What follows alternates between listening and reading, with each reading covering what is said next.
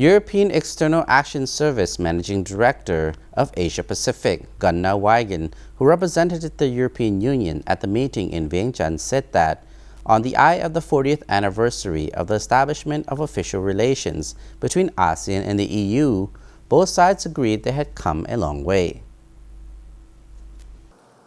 Foreign ministers from ASEAN and the European Union have agreed to further strengthen their efforts to tackle various challenges to promote peace, security, and cooperation in the region and the world. Well, the EU and ASEAN, that is a very long history of very close cooperation between two blocks of regional cooperation. We both have grown. We have now over the years, 40 years of experience of working together. It's a unique relationship, region to region. The EU has been always a strong supporter of ASEAN regional cooperation. We are supporting with 170 million euros regional projects and ASEAN Secretariat in Jakarta. But more importantly, in economic terms, of course, our relationship, because the EU is the first investor from the world in ASEAN countries and is the second largest trading partner of ASEAN. So our economic bonds are very strong.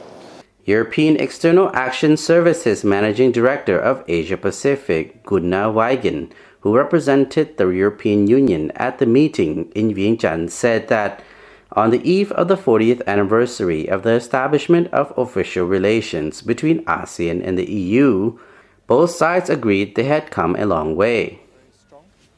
And we have discussed here today how we want to further strengthen these bonds, and we will start in October negotiations on the common civil aviation area between the EU and ASEAN, that is liberalization of commercial flights, same rules for both regions.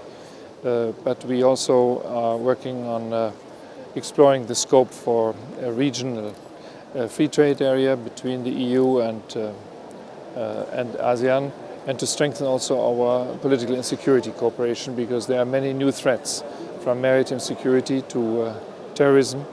There are also cyber security and issues linked to migration, which is a global challenge, which we both are very much engaged in and have to work more.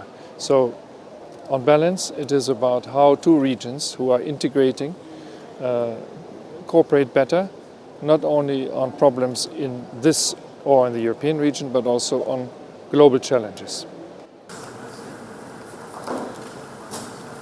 The ministers publicized the agreement in a joint statement issued during the 49th ASEAN Foreign Ministers meeting and related meetings, which took place on Vientiane from July 21st to 26. Some of the agreements outlined in the joint statement including tackling transnational crime, particularly in the areas of counterterrorism, trafficking in persons, and irregular movement of persons, as well as cybercrime.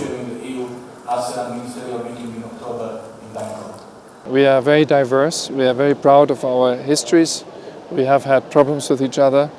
There were wars, there were civil wars, but we have to overcome it for the benefit of the people. And if there is peace and prosperity, if there is cooperation with each other instead of hate and ignorance, then it is for the betterment of people. And you have had terrible war experience in several countries of ASEAN, as much as we had it also in Europe.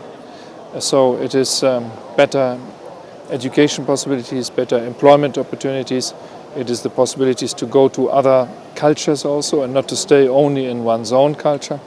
So I think there is everywhere to be said for not only peace and prosperity, but to make the peace and prosperity much more a matter which one can experience also beyond one's own country. And ASEAN has engaged on this, we have engaged on this, and here at this occasion we see how much ASEAN also attracts the attention of so many other partners, from America to Russia, from China to Europe. We are with you. According to him, the ministers also agreed to enhance their maritime cooperation through existing ASEAN-led mechanisms, as well as the regular convening of ASEAN EU high-level dialogues on maritime security cooperation. The leaders now look forward to the 21st ASEAN EU ministerial meeting on October 13 to 14th in Thailand to further discuss the two sides' efforts in enhancing ASEAN EU partnership, in contributing to the promotion of peace, security, stability, and prosperity in the Southeast Asia region. The ministers also underlined the importance of maintaining peace, stability, security, and freedom of navigation in and over flight above the South China Sea.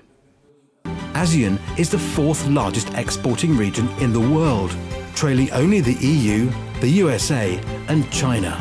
The EU is ASEAN's third largest trading partner, while ASEAN is the EU's fifth largest trading partner. By sharing a common focus on jobs and prosperity. Total trade in 2011 in goods and services amounted to $265 billion. Population greater than Europe, it has the third largest labor force in the world. ASEAN had a surplus of $25 billion in its trade with the EU. By 2025. And ASEAN member states are collectively home to the world's second largest community of Facebook users.